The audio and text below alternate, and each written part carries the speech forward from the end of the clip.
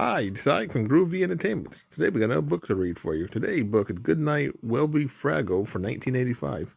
So let's get started.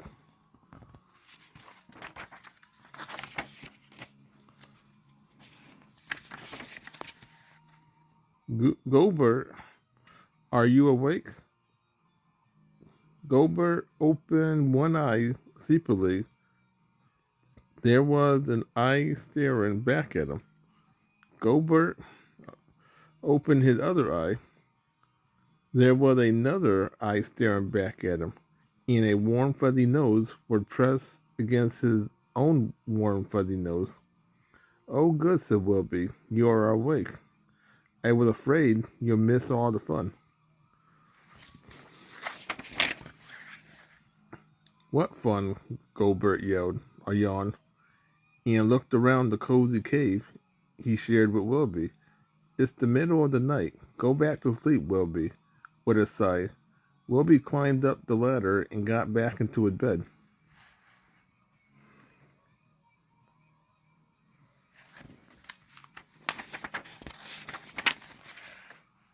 Wilby couldn't sleep. For 3 nights in a row, he tossed and turned and worried about what everyone else in Fraggle Rock were doing. "I bet they are having a good time," he thought. "They just never wake me up to tell me."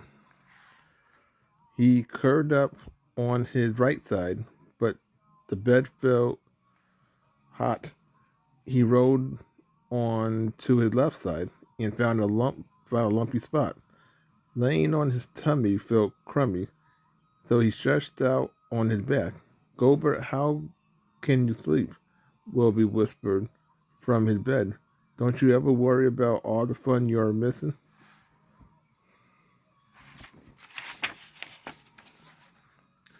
When there was no answer, Wilby whispered a little louder. "Gobert, do you hear me?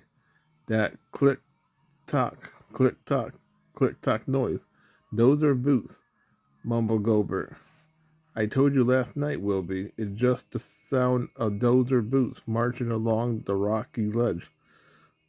"Oh, now I remember," said Wilby. He scrambled down the ladder and stood beside Gobert's bed. "Maybe the dozers are tired," he said. "Do you think they'll like a helping hand?" Gobert groaned. "I told you last night.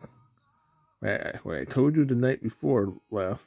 Wilby, dozers don't get tired, but Fraggles do."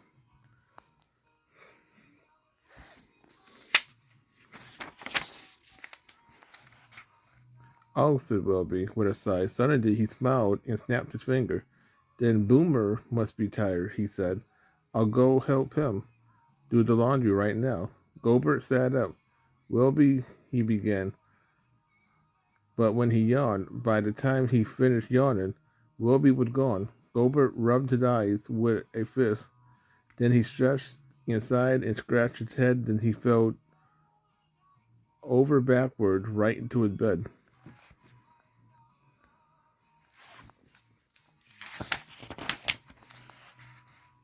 "Are you ready for a trip with your Uncle Traveling Matt?"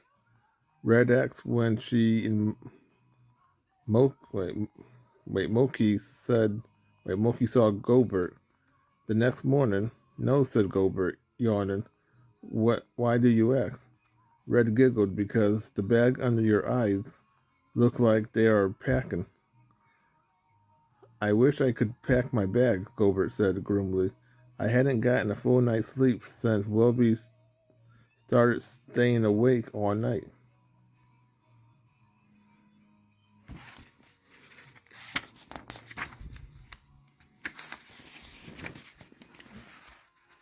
"Wilby, then it really was some," Moki exclaimed.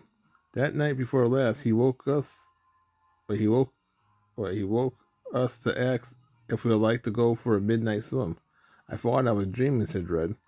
"You," grumbled Boomer, joined them at Fraggle Pond. "He banged on the door last night." "Boomer, what's wrong with your hat?" Moki asked. Boomer's old brown cap had taken on an odd new shape. "My hat is fine. My head is not."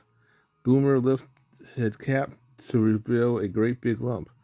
"And it's all Wilby's fault," he said. "Wilby hit you on the head? Gasped Red.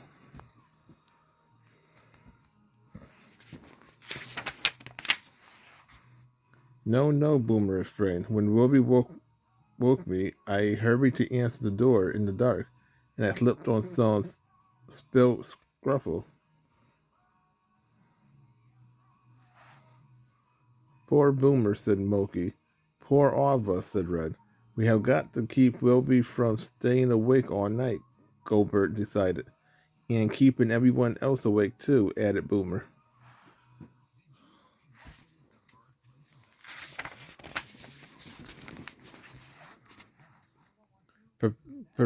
Perhaps he's afraid of the dark, Moki suggested.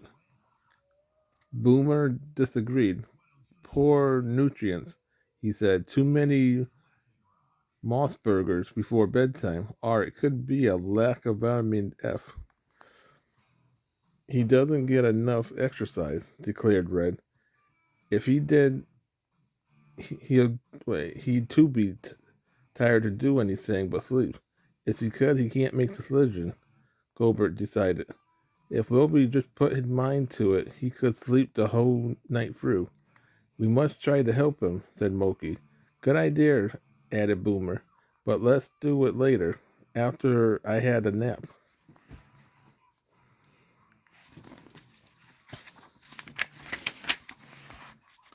It was nearly nighttime when the Fraggle friend arrived at Wilby Cave. What a nice surprise, he said. Now we can have a party. All we need are trips and dips and dozer sticks. Just as I expected, Boomer shook his head. No wonder you can't sleep, Wilby. Everyone else knows that chips and dips and dozer sticks before bedtime can keep you awake for hours. Boomer pulled a jar of purple berry juice from a knapsack. Two sip of this, he said. You will be fast asleep in no time. Nothing to be afraid of, Wilby. Just watch me. Boomer drank two great gulps of purple berry juice. Then he yawned and stretched inside and said, See, Wilby had to agree. Boomer did look very sleepy.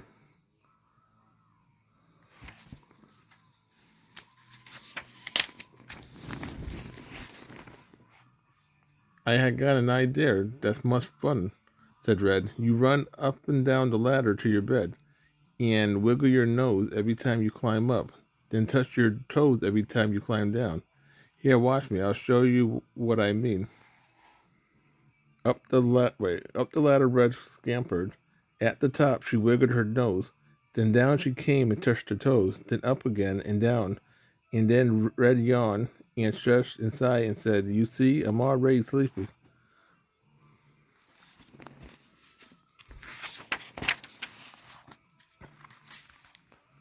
I find I find nothing as nothing as smoothly for sleep as a little night music, said Moki. So this afternoon at Inspiration Cave, I composed a lullaby especially for you. Wilby, when I sing it, you will relax completely. You will close your weary eyes and rest, and you will think the word and music are fabulous. Loki started to sing her brand new lullaby. It began, Go to sleep, Wilby. Sleep. Take a load off your feet. By the time she got to the part that when all your friend wants to do is to get some sleep too, Loki's eyes was closed. You see, she whispered, then she yawned and stretched, and there's nothing like a lullaby to put a fraggle to sleep.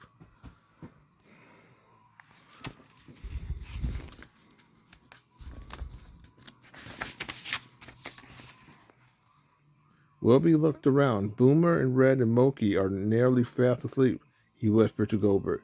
They are going to miss all the fun. What fun? Asked Gobert. Why all the fun that goes on in Fraggle Rock at night? Wilby explained. Is that why you've been staying awake all night? Gobert asked. Wilby, every Fraggle in Fraggle Rock goes to sleep at night. Everyone, asked Wilby. Everyone but you, Gobert sighed.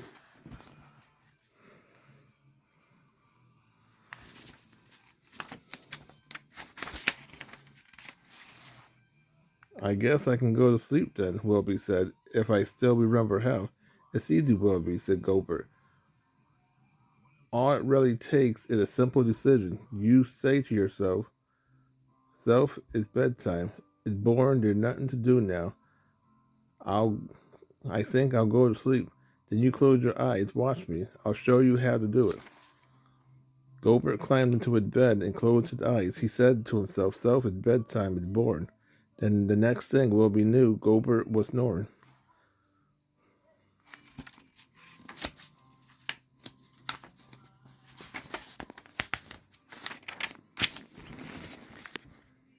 For 3 nights in a row, Willoughby had wondered what he was missing when he slept.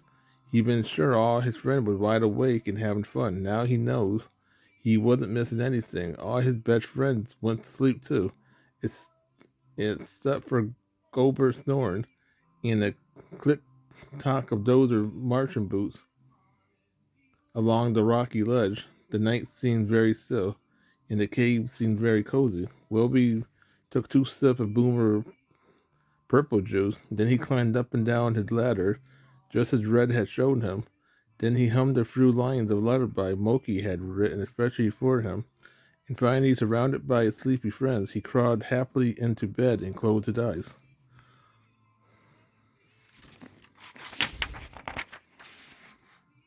Self, it's bedtime, Willoughby said, and it really is boring being awake when your best friends are asleep. There's no fun to miss. There's nothing to do. So think and good night to Boomer and Red and Moki and Gilbert and Willoughby, he added. Good night to you, too. So that was Good Night Willoughby, Fraggle from 1985. If you like, subscribe, share, and comment. Have a groovy day with another video coming out real soon.